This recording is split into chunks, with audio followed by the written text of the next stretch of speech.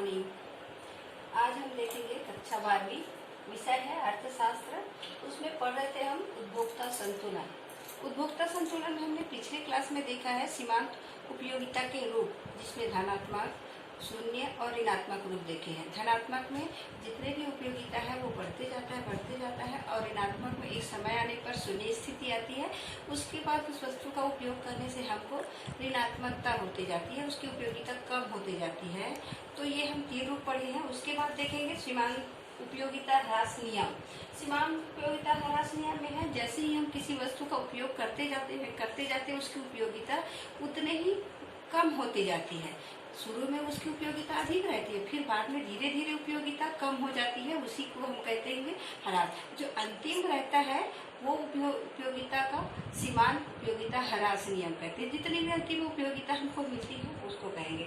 उसके बाद देखेंगे सीमांत उपयोगिता ह्रास नियम लागू होने के कारण।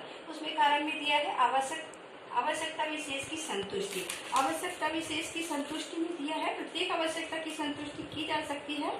इस कारण एक आवश्यकता विशेषता को पूरा करने के साधन जितने ही बढ़ते जाएंगे, आवश्यकता की तीव्रता उतनी ही घटती जाएगी। वस्तु की उत्तरोत्तर इकाइयों के प्रयोग के एक बिंदु ऐसा आ जाता है जिस पर पूर्ण संतुष्टि प्राप्त होती है। इसके बाद वस्तु की और इकाइयों के उपभोग से संतुष्टि को बढ़ाया नहीं जा सकता। इस पर सीमांत उपयोगिता शून्य हो जाती है।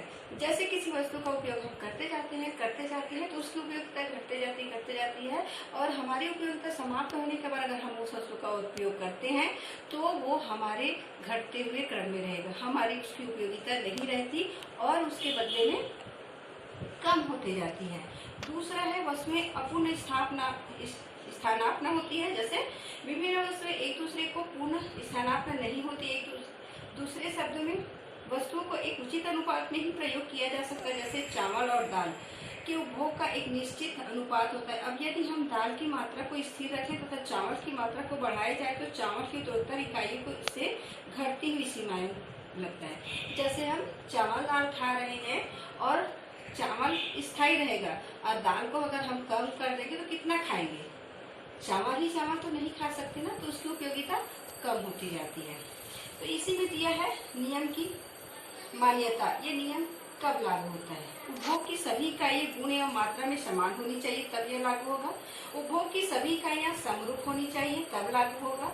उपभोग लगातार होनी चाहिए, तब।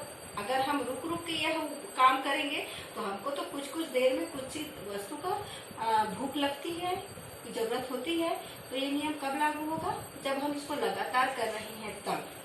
उपभोग की जाने वाली वस्तु की कीमत स्थिर रहनी चाहिए। स्थानापन्न वस्तु की कीमत भी स्थिर रहनी चाहिए। उपभोक्ता की मानसिक दशा में कोई परिवर्तन नहीं होनी चाहिए।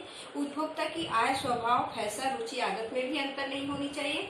यह नियम सुखमय आर्थिक दशा में ही लागू होगा। अगर यदि कोई अधिक अमीर है या अधिक गरीब है तो यह नियम लागू नहीं होगा। उसके बाद देखते हैं उपभोक्ता सीमांत उपयोगिता का नियम। सीमांत उपयोगिता के नियम में है सब सीमांत उपयोगिता का नियम यह स्पष्ट करता है कि एक उपभोक्ता अधिकतम संतुष्टि प्राप्त करने के लिए अपनी आय के विभिन्न वस्तुओं पर इस प्रकार व्यय करेगा कि प्रत्येक वस्तु पर खर्च की गई रुपए की अंतिम इकाई प्राप्त होने वाली सीमांत उपयोगिता आपस में बराबर हो जाए। उसके बाद हम देखते हैं उदासीनता वक्र। उदासीनता वक्र में देखेंगे कि उदासीनता वक्र दो वस्तुओं के उन विभिन्न संयोगों को बताता है जिनमें उपभोक्ता को एक समान संतुष्टि मिलती है। अतः उपभोक्ता उनमें से किसी एक संयोग का चुनाव करते समय उदासीन हो जाते हैं। अधिमानों के इस वक्र को ही उदासीनता वक्र, तटस्थ वक्र कहते हैं। उदासीन वक्र की प्रमुख परिभाषा निम्नलिखित दी है। और आगे आप परिभाषा को आप खुद अध्ययन करेंगे। इसमें कहा गया है कि अगर हम 2 वस्तु खरीदना चाहते हैं, ठीक है, हमारे पास एक सीमित मात्रा में रुपए है और हम 2 वस्तु खरीदना चाहते हैं। बजट के अनुसार अगर हमारे पास एक है और एक का हमको त्याग करना पड़ता है, वही उदासीनता वक्र कहलाता है। उदासीनता वक्र की विशेषता दिया गया है। उदासीनता वक्र बाएं से दाएं की ओर गिरता हुआ दिखता है, अर्थात उदासीनता वक्र ढाल ऋणात्मक होता है। उदासीनता वक्र मूल बिंदु की ओर उत्तरोत्तर होता है क्योंकि सीमांत प्रतिस्थापन की दर घटती हुई होती है। ऊंचे स्थान पर स्थित उदासीनता वक्र नीचे स्थित उदासीनता वक्र की तुलना में ऊंचे संतुष्टि के स्तर पर बताया गया है। एक ही उपभोक्ता 2 उदासीनता वक्र एक दूसरे को कभी नहीं काटते। उदासीनता वक्र कभी भी किसी अक्ष में विभक्त नहीं करते। अब देखते हैं उपभोक्ता का बजट। उपभोक्ता का बजट भी वैसे ही है, जैसे मान लीजिए हमारे पास 10 रुपए है और हमको 2 उसमें सामान खरीदना है। 10 रुपए हमारे पास है, सामान हमको 2 खरीदना है, तो हम उस 10 रुपए के हिसाब से कीमत को देखेंगे, वो दोनों वस्तु का कीमत कितना है। ठीक है, दोनों वस्तु की कीमत को देखेंगे, फिर हम उस दोनों वस्तु में से कितनी मात्रा में ले कि हमको 10 रुपए उसमें खर्च करना पड़े।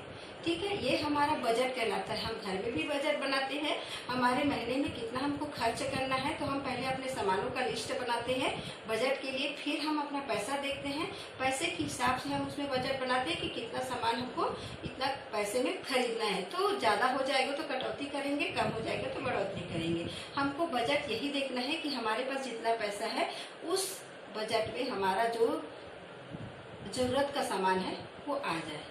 ठीक है, तो उपभोक्ता का बजट हुआ। आगे के क्लास में हम देखेंगे